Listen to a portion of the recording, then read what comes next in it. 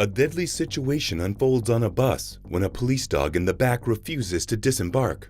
And what the driver does when he notices will leave you speechless. The bus driver saw the traffic light turn red a few hundred yards ahead. Instinctively, he lifted his foot from the accelerator and started slowing down. He felt the sharp tip of the knife press into the soft skin behind his left ear. "Oh no you don't," the thug behind him said. "Don't slow down. And don't stop." The driver glanced in his rearview mirror. The flashing blue lights of two patrol vehicles were following at a safe distance. The driver also saw the German Shepherd lying in the aisle behind him. The dog seemed relaxed, but the driver knew him and could see that he was on high alert. His ears were pricked forward and his muscles were coiled. More than anything else, his eyes were fixated on the man with the knife.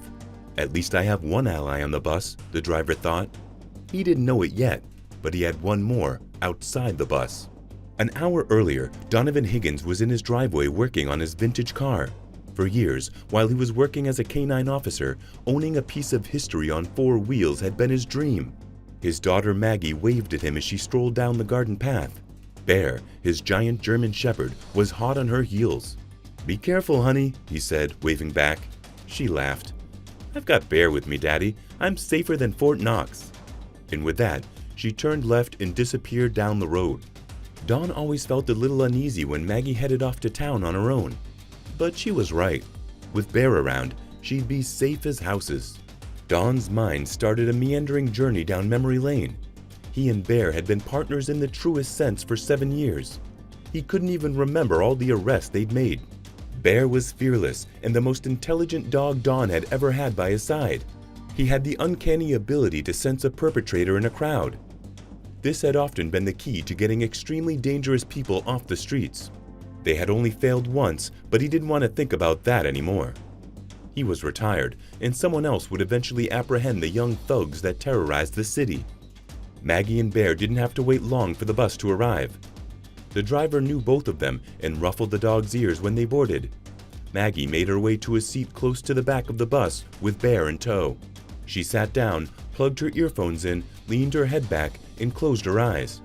Beside her, Bear panted while checking out the other passengers. Once he was sure there was no threat to Maggie, he lay his head on his front paws. But his eyes never closed. 10 minutes later, Bear's whole demeanor changed. A young man in his late 20s boarded the bus. The dog's senses tingled. Something about this man made him uneasy. The big German Shepherd shifted a little so he could keep the man in his line of sight.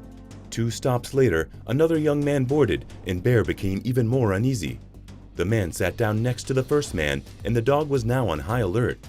In all his years as a police dog, these instincts had been honed to a fine edge.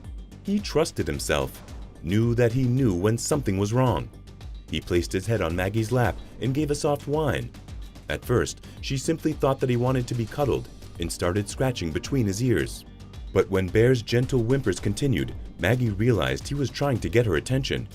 She'd known Bear since he was a puppy, and she knew to take him seriously when he tried to tell her something. Maggie looked at Bear carefully. She followed his gaze to the 2 young men in the seat near the front of the bus. Then, the dog edged closer to her, positioning himself between her and the possible threat. Suddenly scared, Maggie pulled the headphones from her phone and messaged her dad. "I think there's trouble on the bus, Dad," she wrote. "Bear is uneasy with 2 guys that got on a couple of stops ago." Don went ice cold when he read the message.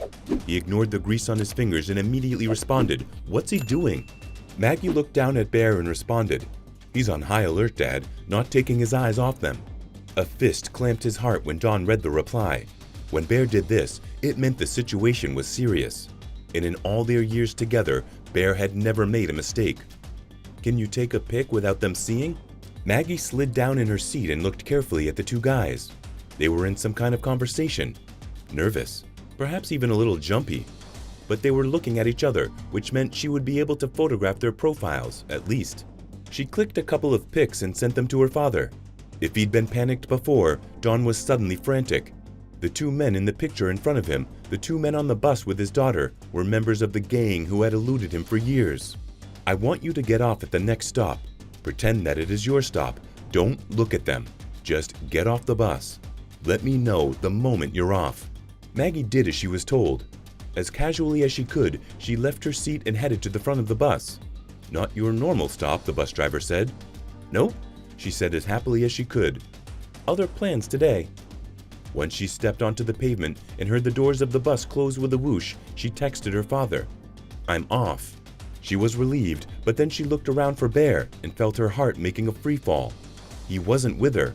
Bear had stayed on the bus. "Bear's not with me, Dad. I think he stayed on the bus." Don felt a lump in his throat. His daughter was safe. Don't worry about Bear. He can take care of himself. Next, Don phoned his old office and briefed them about the situation.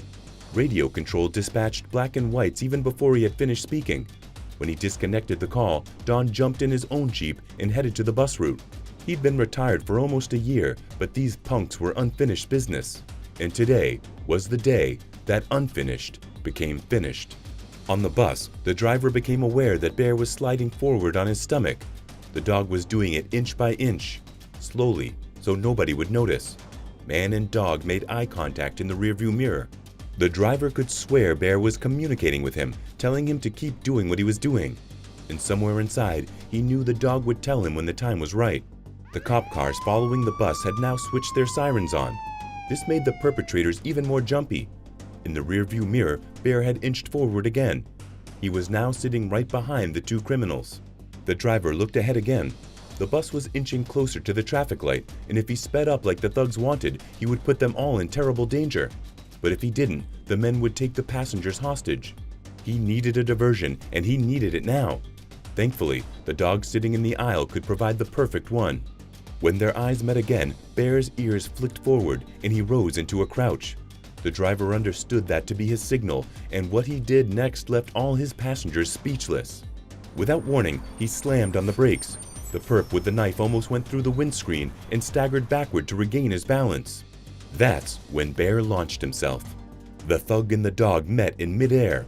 Bear's giant body smashed into the man with a force that winded him. Without wasting a second, Bear turned on the second criminal. The man was trying to run down the aisle to the back of the bus, but the dog caught him halfway and effortlessly pulled him down. The bus came to a standstill, and 3 officers in full body armor boarded, firearms drawn. When Bear stepped off the bus, Don was waiting next to Maggie. The dog ran towards his family, happy to have been of service one more time. And when both the driver and Bear received a medal for their bravery days later, they knew that this was the happily ever after they deserved. What a scary adventure! Have you ever seen a true police dog in action? Would you have understood the signal in the driver's place? Tell us in the comments. Thank you for watching, and we'll see you in the next video.